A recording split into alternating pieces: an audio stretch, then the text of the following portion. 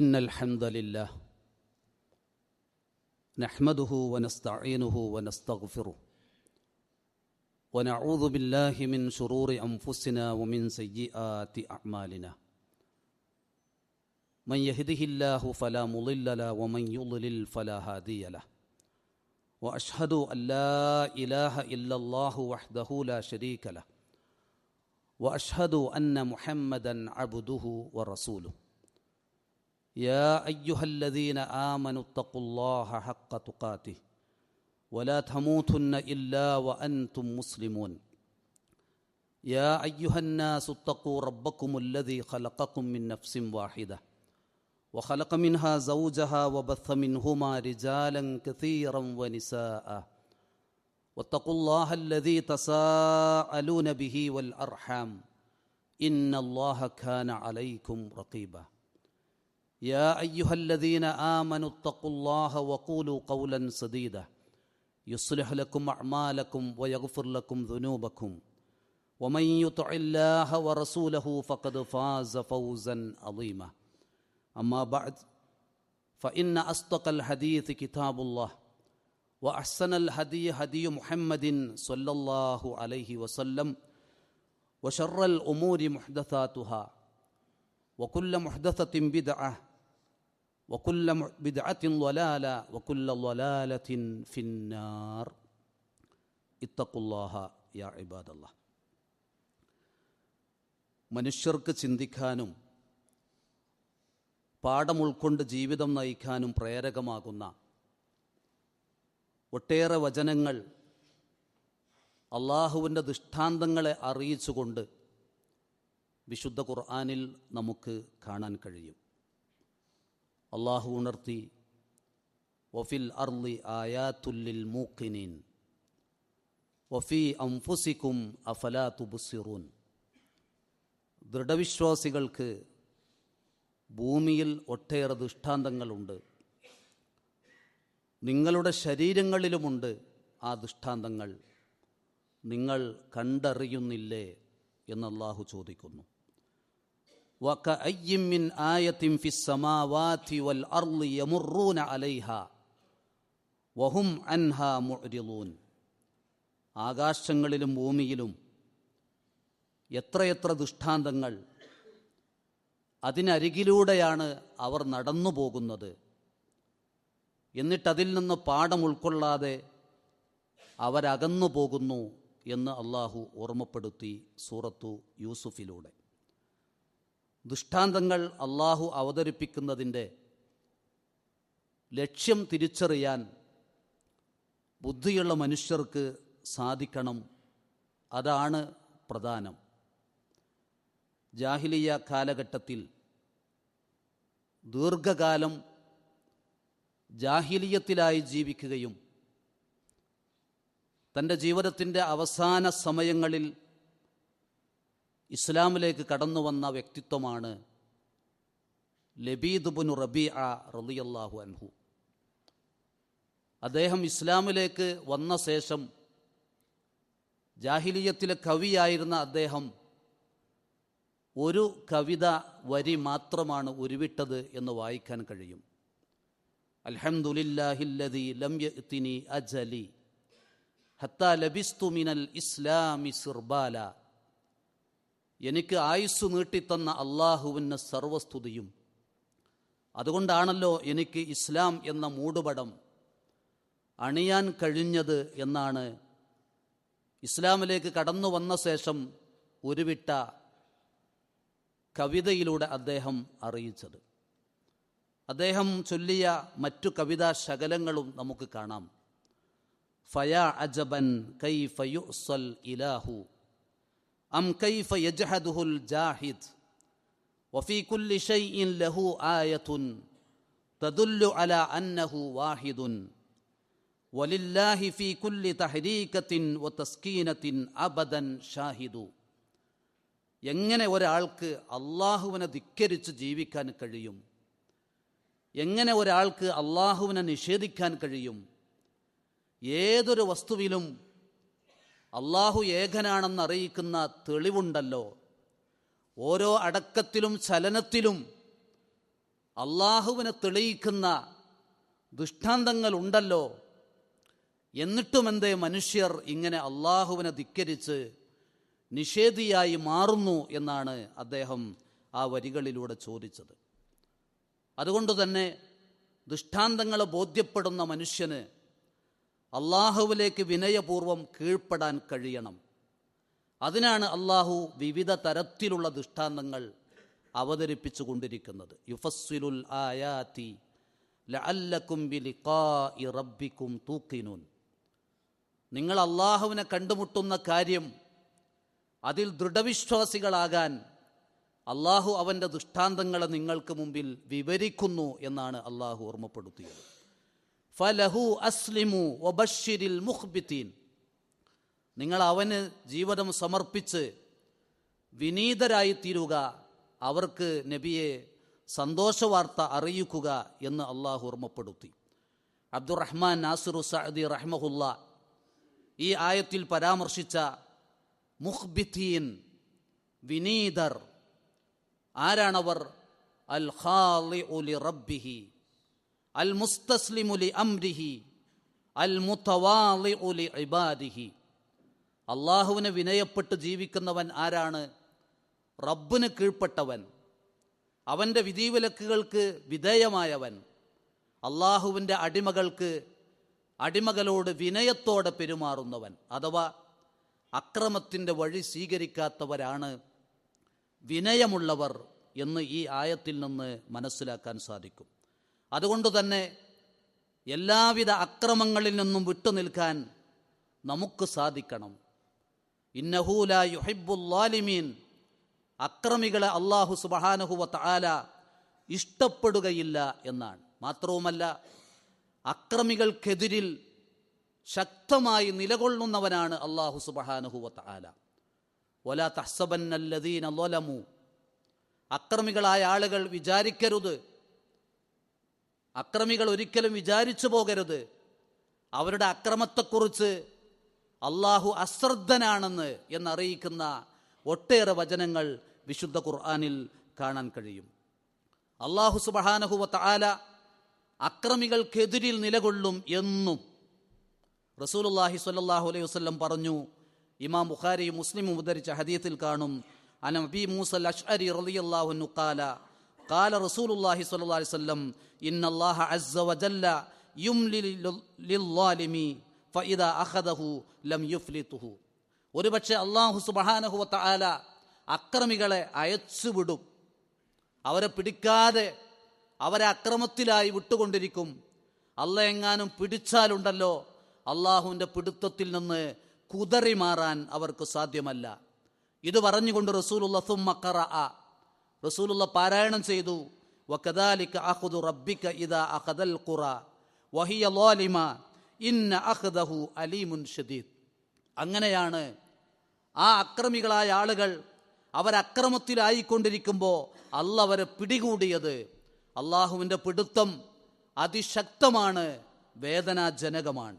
ഈ ആയത്തിനു ശേഷം അല്ലാഹു ഓർമ്മപ്പെടുത്തുന്നത് ഇന്ന ഫീ ദാലിക ലആയതൻ ലിമൻ ഖാഫ അദാബൽ ആഖിറ. അള്ളാഹു ഇവിടെ വെച്ച് പിടിച്ച് ശിക്ഷിക്കുന്നത് പരലോകത്തൊരു ശിക്ഷയുണ്ട്, അത് ഇതിനേക്കാളും കാഠിന്യമുള്ളതാണ് എന്നറിയിക്കാനാണ്. ആ പരലോകമെന്നത് ദാലിക യൗമും മജ്മൂഉൻ ലഹുന്നാസു വദാലിക യൗമും മഷ്ഹൂദ്. എല്ലാവരും റബ്ബിൻ്റെ മുമ്പിൽ സന്നിധിയിൽ വരുന്ന, മുഴുവൻ മനുഷ്യരും സമ്മേളിക്കുന്ന ദിവസമാണത്. വമാ നുഅഖിറുഹു ഇല്ലാ ലി അജലിൻ മഅദൂദ്. ഒരു നിർണിതമായ അവധി വരെ ആ പരലോകത്തിനായി അള്ളാഹു സമയം നീട്ടിവെച്ചതാണ് എന്ന് അള്ളാഹു സുബ്ഹാനഹു വ തആല ഓർമ്മപ്പെടുത്തുന്നു. വ ഇന്ന ലില്ലദീന ളലമു അദാബൻ ദൂന ദാലിക വലാകിൻ അക്തറഹും ലാ യഅലമൂൻ. അക്രമികളായ ആളുകൾക്ക് ആ പരലോകത്തെ ശിക്ഷ കൂടാതെ തന്നെ ഈ ഐഹിക ജീവിതത്തിൽ കടുത്ത ശിക്ഷയുണ്ട്. പക്ഷെ ഭൂരിപക്ഷ മനുഷ്യരും അക്കാര്യം അറിയുന്നില്ല എന്ന കാര്യവും അള്ളാഹു ഓർമ്മപ്പെടുത്തുന്നു. ഇവിടെ നാം തിരിച്ചറിയേണ്ടത്, അള്ളാഹു സുബ്ഹാനഹു വ തആല അക്രമികളെ ശിക്ഷിക്കാൻ കാരണമുണ്ട്. വെറുതെ അള്ളാഹു ഒരാളെയും ശിക്ഷിക്കുകയില്ല. ഒമാ റബ്ബുക ബിളല്ലാമിൻ ലിൽ അബീദ്. നിന്റെ റബ്ബ് അവൻ്റെ അടിമകളോട് അന്യായമായി പ്രവർത്തിക്കുന്നവനല്ല. ഇത് അള്ളാഹുവിൻ്റെ വാഗ്ദാനമാണ്. എന്നാൽ അള്ളാഹു എന്തുകൊണ്ടാണ് അക്രമികളെ പിടികൂടുന്നത്? വളരെ പ്രധാനപ്പെട്ട 2 കാര്യങ്ങൾ മാത്രമാണ് ഈ ഖുതുബയിലൂടെ ഓർമ്മപ്പെടുത്തുന്നത്. ഒന്ന്, മർദ്ദിതർ സമൂഹത്തിൽ ഉണ്ടാകുന്നു എന്നതാണ്. മർദ്ദിതരുടെ കൂടെയാണ് അള്ളാഹു സുബ്ഹാനഹു വ തആല. മുആദ് ഇബ്നു ജബൽ റളിയല്ലാഹു അൻഹുവിനെ യമനിലേക്ക് ദഅവത്തിന് വേണ്ടി നിയോഗിച്ച സന്ദർഭത്തിൽ പോലും മുആദിനോട് റസൂലുള്ളാഹി ഉപദേശിച്ചത് ഇത്തഖി ദഅവതൽ മദ്ലൂം, ഒരു മർദ്ദിതന്റെ പ്രാർത്ഥന നീ സൂക്ഷിക്കണം. ഫഇന്നഹു ലൈസ ബൈനഹാ വബൈനല്ലാഹി ഹിജാബ്, ആ മർദ്ദിതന്റെ പ്രാർത്ഥനക്കും അള്ളാഹുവിനിടയിൽ ഒരു മറയുമില്ല. അതുകൊണ്ട് മർദ്ദിതൻ നിനക്കെതിരിൽ പ്രാർത്ഥിച്ചാൽ അവന്റെ പ്രാർത്ഥന അള്ളാഹ് കേട്ട് ഉത്തരം ചെയ്യും. അതുകൊണ്ട് സൂക്ഷിച്ചോ എന്നാണ്. ഒരു ഹദീസിലുള്ളത് സലാസു ദഅവാത്തിൻ മുസ്തജാബാത്ത് ലാ ശക്ക ഫീഹിന്ന, 3 തരം പ്രാർത്ഥനകൾ ഒരു സംശയവും വേണ്ട അള്ളാഹ് സ്വീകരിക്കും. ഒന്ന് ദഅവത്തുൽ മദ്ലൂം, മർദ്ദിതന്റെ പ്രാർത്ഥന. ദഅവത്തുൽ മുസാഫിർ, യാത്രക്കാരന്റെ പ്രാർത്ഥന. ദഅവത്തുൽ വാലിദ് അലാ വലദിഹി, ഒരു പിതാവ് തൻ്റെ മക്കൾക്കെതിരിൽ പ്രാർത്ഥിക്കേണ്ട സന്ദർഭം വന്നാൽ ആ പിതാവിൻ്റെ പ്രാർത്ഥന അള്ളാഹു സ്വീകരിക്കും. മക്കൾക്ക് വേണ്ടി മാതാപിതാക്കളുടെ പ്രാർത്ഥന അള്ളാഹു സ്വീകരിക്കും. മക്കൾക്കെതിരിലെങ്ങാനും മാതാപിതാക്കൾ പ്രാർത്ഥിച്ചു പോയാൽ ആ പ്രാർത്ഥനയും അള്ളാഹു സ്വീകരിക്കുമെന്നാണ്. അതിൽ എണ്ണിപ്പറഞ്ഞ ഒന്നാണ് ദഅവത്തുൽ മദ്ലൂം. മദ്ലൂം, മർദ്ദിതന്റെ കൂടെയാണ് അള്ളാഹു സുബ്ഹാനഹു വ തആല. ചില റിപ്പോർട്ടുകളിലുള്ളത് വഇൻ കാന ഫാജിറൻ, ആ മർദ്ദിക്കപ്പെട്ടവൻ ഒരു തെമ്മാടിയാണെങ്കിൽ പോലും അള്ളാഹ് അവൻ്റെ കൂടെ നിൽക്കും. എന്താ കാരണം? അവൻ്റെ തെമ്മാടിത്തത്തിൻ്റെ കൂടെ നിൽക്കുകയല്ല, അള്ളാഹു നീതിമാനാണ്, അവൻ്റെ നീതി നടപ്പിലാക്കുകയാണ്. ഒരു മർദ്ദിതനും അന്യായമായി മർദ്ദിക്കപ്പെടരുത്. അതുകൊണ്ട് എവിടെ മർദ്ദിതരുണ്ടോ അവിടെ അള്ളാഹു ഉണ്ട്. ആ മർദ്ദിതരെ കഷ്ടപ്പെടുത്തുന്നവരെ അവർക്കെതിരെ അള്ളാഹു പല തരത്തിലുള്ള ശിക്ഷാമുറകൾ സ്വീകരിക്കുമെന്ന് നാം മനസ്സിലാക്കണം. 2ാമത്തെ കാര്യം, അള്ളാഹു നൽകിയ അനുഗ്രഹങ്ങളോട് നിഷേധഭാവമുണ്ടാവുക, ആ അനുഗ്രഹങ്ങളോട് നന്ദികേട് കാണിക്കുക. ആ അനുഗ്രഹങ്ങൾ ഒരുപക്ഷെ പാവങ്ങൾക്ക് നൽകേണ്ടി വരുമ്പോൾ അത് പാവങ്ങൾക്ക് നൽകാതെ മുടക്കുക. ഇതൊക്കെ അള്ളാഹുവിൻ്റെ ശിക്ഷയ്ക്ക് കാരണമാകുന്ന കാര്യങ്ങളാണ്. സൂറത്തുൽ കഹ്ഫിൽ 32-ാമത്തെ ആയത്ത് മുതൽ 44-ാമത്തെ ആയത്ത് വരെയുള്ള സംഭവം നമ്മൾ പഠിക്കേണ്ടതാണ്. അള്ളാഹു അവിടെ പറയുന്നത് വദ്രിബ് ലഹും മസലൻ റജുലൈൻ, ഇതാ 2 ആളുകളുടെ ഉപമ. ജഅൽനാ ലി അഹദിഹിമാ ജന്നതൈനി മിൻ അഅനാബിൻ വഹഫഫ്നാഹുമാ ബിനഖ്ലിൻ വജഅൽനാ ബൈനഹുമാ സർആ കിൽതൽ ജന്നതൈനി ആതത് ഉകുലഹാ വലം തദ്ലിം മിൻഹു ശൈആ വഫജ്ജർനാ ഖിലാലഹുമാ നഹറാ.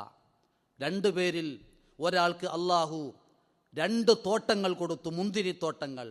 ആ തോട്ടങ്ങൾ വലയം ചെയ്ത് ഈത്തപ്പനകളുണ്ട്. ആ തോട്ടങ്ങൾക്കിടയിലൂടെ വിവിധതരം കൃഷികളുണ്ട്. ആ തോട്ടങ്ങൾക്ക് നടുവിലൂടെ വെള്ളമൊഴുകുന്ന നദികളുണ്ട്. ആ തത് ഉകുലഹ, എല്ലാ ഫലങ്ങളും ആ തോട്ടങ്ങളിൽ ലഭിക്കുന്നു. വലം തദ്ലിം മിൻഹു ശൈആ, ഒന്നും അത് കമ്മി വരുത്തിയിട്ടില്ല. വകാന ലഹു സമറുൻ, അദ്ദേഹത്തിന് മറ്റു വരുമാനങ്ങളുമുണ്ട്. ഇതൊക്കെ ലഭിച്ച അള്ളാഹുവിൻ്റെ അനുഗ്രഹങ്ങൾ ഒട്ടേറെ ലഭിച്ച മനുഷ്യൻ അദ്ദേഹത്തിൻ്റെ കൂടെയുള്ള സാധുവായ ഒന്നും ലഭിക്കാത്ത മനുഷ്യനോട് പറഞ്ഞു, അന അക്തറു മിൻക മാല വ അഅസ്സു നഫറ, ഞാൻ നിന്നെക്കാളും സമ്പത്തുള്ളവനാണ്, നിന്നെക്കാളും സംഘബലമുള്ളവനാണ്, എന്നെ അതിജയിക്കാൻ ഈ നാട്ടിൽ ആരുമില്ല, എൻ്റെ കൂടെയാണ് എല്ലാം, സമ്പത്തെനിക്കുണ്ട്, ആരോഗ്യമുണ്ട്, സംഘബലമുണ്ട്, ലോകത്തെ തന്നെ നിയന്ത്രിക്കാൻ കഴിയുന്നവനാണ് ഞാനെന്ന പോക്കിരി വർത്തമാനം. എന്തുണ്ടായി? വദഖല ജന്നതഹു വഹുവ ളാലിമുൻ ലിനഫ്സിഹി, അക്രമിയായിക്കൊണ്ട് തൻ്റെ തോട്ടത്തിൽ അദ്ദേഹം പ്രവേശിക്കുകയാണ്. ഖാലമാ അളുന്നു അൻ തബീദ ആദിഹി അബദ, ഞാൻ വിശ്വസിക്കുന്നത് ഈ തോട്ടം ഒരിക്കലും നശിക്കുകയില്ല എന്നാണ്. ധിക്കാരം മൂത്ത വാക്കുകൾ, അള്ള കൊടുത്ത അനുഗ്രഹങ്ങളെ പാടെ വിസ്മരിച്ചുകൊണ്ടുള്ള വർത്തമാനം. പക്ഷെ എന്തുണ്ടായി? വഉഹീത ബിസമരിഹി ഫഅസ്ബഹ യുകല്ലിബു കഫൈഹി അലാ മാ അൻഫഖ ഫീഹാ വഹിയ ഖാവിയത്തുൻ അലാ ഉറൂഷിഹാ. ആ തോട്ടങ്ങളതാ എല്ലാം നഷ്ടപ്പെട്ടു. അദ്ദേഹം കൈമലർത്തി, എന്തു ചെയ്യും, ഇനി എനിക്കെന്തു വരുമാനം, ഞാനെങ്ങനെ ജീവിക്കും, ഞാൻ നഷ്ടപ്പെട്ടവനാണല്ലോ എന്ന് കരുതി അവനതാ കൈമലർത്തുകയാണ്. അവസാനം പറഞ്ഞുപോയി, യാ ലൈതനീ ലം ഉശ്രിക് ബിറബ്ബി അഹദ, അള്ളാന്റെ അനുഗ്രഹങ്ങളോട് നന്ദികേട് കാണിച്ച് അവന് പങ്കു ചേർക്കാത്തവനായി മാറി നല്ല ഒരു മനുഷ്യനായിരുന്നെങ്കിൽ ഞാൻ എത്ര നന്നായിരുന്നു എന്ന്. അല്ല അവിടെ പറഞ്ഞത്, വലം തഖുല്ലഹു ഫിഅത്തുൻ യൻസുറൂനഹു മിൻ ദൂനില്ലാ വമാ കാന മുൻതസിറ, അവനെ സഹായിക്കാൻ അള്ളാഹുവിൻ്റെ കൂടെ, അള്ളാഹിനെ കൂടാതെ ഒരാളുമുണ്ടായില്ല, അവനൊരു സഹായം ലഭിച്ചില്ല എന്നതാണ്. പിതാവിൻ്റെ കാലത്ത് തൻ്റെ വരുമാനത്തിൽ നിന്ന് നല്ലൊരു വിഹിതം പാവങ്ങൾക്ക്, സാധുക്കൾക്ക് നൽകിയിരുന്ന പിതാവ് മരണപ്പെട്ടപ്പോൾ മക്കൾ തീരുമാനിച്ചു, പിതാവിൻ്റെ കാലം കഴിഞ്ഞു, ഇനി സാധുക്കൾക്കൊന്നും കൊടുക്കണ്ട എന്ന് തീരുമാനിച്ച ആ പിതാവിൻ്റെ അനന്തര സ്വത്തായി ലഭിച്ച കായ്ക്കനികൾ നിറഞ്ഞു നിൽക്കുന്ന വരുമാനമുള്ള തോട്ടങ്ങൾ കത്തിച്ചാമ്പലായ കാര്യം സൂറത്തുൽ ഖലമിലും അല്ലാഹു സുബ്ഹാനഹു വ തആല വിശദീകരിച്ചിട്ടുണ്ട്. ഫതോഫ അലൈഹ ത്വായിഫും മിർ റബ്ബിക വഹും നായിമൂൻ ഫഅസ്ബഹത് കസ്വരീം. അവരെല്ലാം തീരുമാനിച്ച് അല്ലാ യദ്ഖുലന്നഹൽ യൗമ അലൈക്കും മിസ്കീൻ, നാളെ ഈ കായ്ക്കനികൾ ഫലവർഗ്ഗങ്ങൾ പറിച്ചെടുക്കുമ്പോൾ ഒരു സാധു അവിടെ കടന്നു വരരുത് എന്ന് തീരുമാനിച്ച് കിടന്നുറങ്ങിയ അവരിൽ ആ രാത്രി സമയം ആ തോട്ടത്തെ ശിക്ഷവലയം ചെയ്തു. ഫഅസ്ബഹത് കസ്വരീം, കത്തിച്ചാമ്പലായി ഉണങ്ങി വരണ്ടുപോയി ആ തോട്ടം.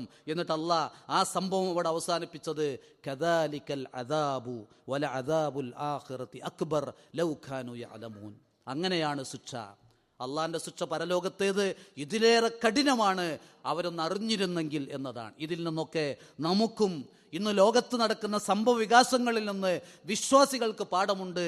കൂടുതൽ വിനയമുള്ളവരായി ഫഫിറൂ ഇലല്ലാ, അള്ളാഹുവിലേക്ക്, മരണത്തിലേക്കടുക്കുന്ന, ഖബറിലേക്കടുക്കുന്ന, പരലോകത്തിലേക്കടുക്കുന്ന, നാളെ എന്ത് സംഭവിക്കുമെന്നറിയാത്ത ഒരു ലോകത്ത് ജീവിക്കുന്ന നമ്മൾ അള്ളാഹുവിലേക്ക് വിനയമുള്ളവരായി, അവനെ അറിഞ്ഞ് അവന് ദൃഢവിശ്വാസിയായി മാറി യഥേഷ്ടം അവൻ ഇഷ്ടപ്പെടുന്ന ഒരു വിശ്വാസിയായി മാറി ജീവിക്കാൻ ശ്രദ്ധിക്കുക എന്നാണ് ഓർമ്മപ്പെടുത്തുന്നത്. അഖൂലു മാ തസ്മഊൻ വഅസ്തഗ്ഫിറുല്ലാഹ ലി വലക്കും ഫസ്തഗ്ഫിറൂഹു ഇന്നഹു ഹുവൽ ഗഫൂറുർ റഹീം. അൽഹംദുലില്ലാഹി ഹംദൻ കസീറൻ ത്വയ്യിബൻ മുബാറകൻ ഫീഹി വസ്സലാത്തു വസ്സലാമു അലാ മൻ ലാ നബിയ്യ ബഅദഹു വഅലാ ആലിഹി വഅസ്ഹാബിഹി അജ്മഈൻ വബഅദ്. സത്യവിശ്വാസികളെന്ന നിലക്ക് ഒട്ടേറെ മര്യാദകൾ, അദബുകൾ ജീവിതത്തിൽ കാത്തു സൂക്ഷിക്കേണ്ടവരാണ് നാം എന്ന് പറയേണ്ടതില്ല. നമ്മളൊരു ഓഫീസിലേക്ക് കയറി ചെല്ലുമ്പോൾ, ഒരു ഉദ്യോഗസ്ഥൻ്റെ മുമ്പിലേക്ക് നമ്മൾ എത്തുമ്പോൾ, നമ്മൾ ക്ഷണിക്കപ്പെട്ട ഒരു വിരുന്നിന്, ഒരു സൽക്കാരത്തിന് നമ്മൾ പോകുമ്പോൾ ഒക്കെ നല്ല വൃത്തിയിലും നല്ല അടക്കവും മര്യാദയും പാലിക്കാറുണ്ട്. അത് വേണം.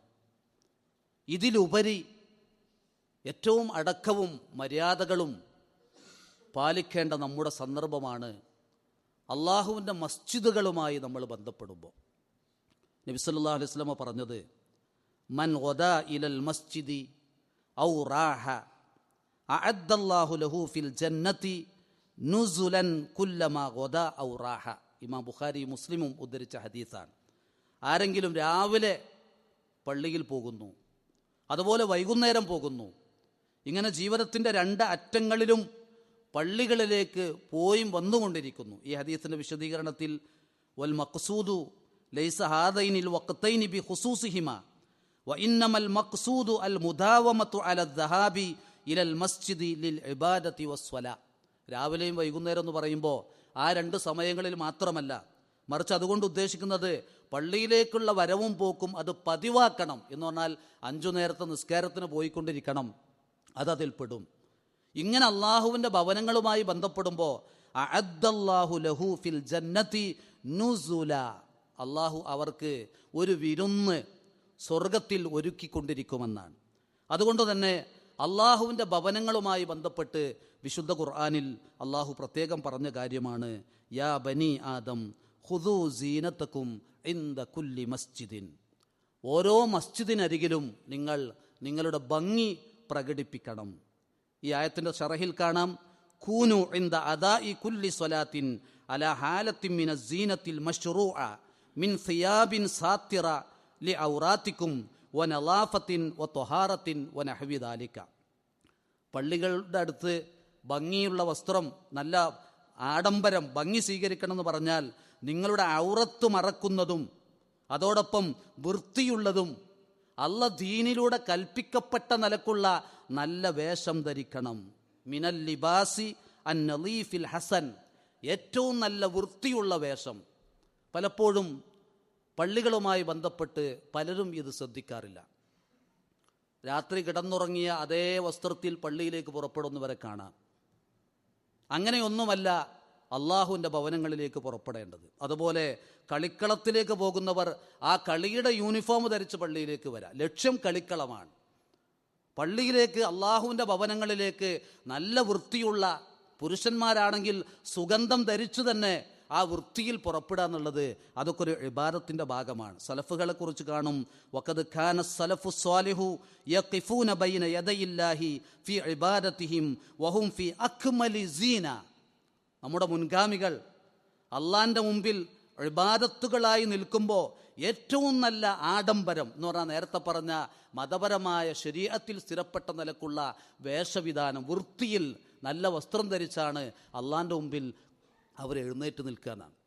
അപ്പോൾ നമ്മൾ ചിന്തിക്കേണ്ടത്, നമ്മളൊരു നല്ല സദസ്സിലേക്ക് പോകുമ്പോൾ, ഒരു ഉദ്യോഗസ്ഥൻ്റെ മുന്നിലേക്ക് പോകുമ്പോൾ, ഏതെങ്കിലും ഒരു ഓഫീസിലേക്ക് കയറി ചെല്ലുമ്പോൾ നമ്മൾ മാന്യമായ വസ്ത്രം ധരിക്കും. അവിടെ കോലം കെട്ട വസ്ത്രം ധരിക്കുമോ? ഇല്ല. അതിലേറെ ഉപരി അള്ളാഹുവിൻ്റെ ഭവനങ്ങളുമായി ബന്ധപ്പെടുന്ന നമുക്കുണ്ടാവണം എന്ന് സാന്ദർഭികമായി ഓർമ്മപ്പെടുത്തിയെന്ന് മാത്രം. എല്ലാ മര്യാദകളും പാലിച്ച് ഒരു വിശ്വാസിയായി ജീവിക്കാൻ നമ്മൾ ശ്രമിക്കുക. അള്ളാഹു അതിന് തൗഫീഖ് നൽകി അനുഗ്രഹിക്കുമാറാവട്ടെ. അല്ലാഹു മഗ്ഫിർ ലിൽ മുഅ്മിനീന വൽ മുഅ്മിനാത്ത് വൽ മുസ്ലിമീന വൽ മുസ്ലിമാത്ത് അൽഅഹ്യാഇ മിൻഹും വൽ അംവാത്ത്. അല്ലാഹുമ്മ അഹ്യിനാ അലൽ കിതാബി വസ്സുന്നഹ് വഅമിത്നാ മഅൽ ഈമാനി വത്തൗബ. അല്ലാഹുമ്മ ഷ്ഫി മർളാനാ വമർളൽ മുസ്ലിമീൻ. اللهم اشف مرضانا ومرضى المسلمين. اللهم اشف مرضانا وارحم موتانا يا ارحم الراحمين. ربنا اغفر لنا ولوالدينا ولا تزد الظالمين الا تبارا. ربنا اغفر لنا ولوالدينا ولا تزد الظالمين الا تبارا. ربنا اغفر لنا ولوالدينا ولا تزد الظالمين الا تبارا. اللهم توفنا مسلمين والحقنا بالصالحين. اللهم صل على محمد وعلى ال محمد والحمد لله رب العالمين. قوموا إلى صلاة.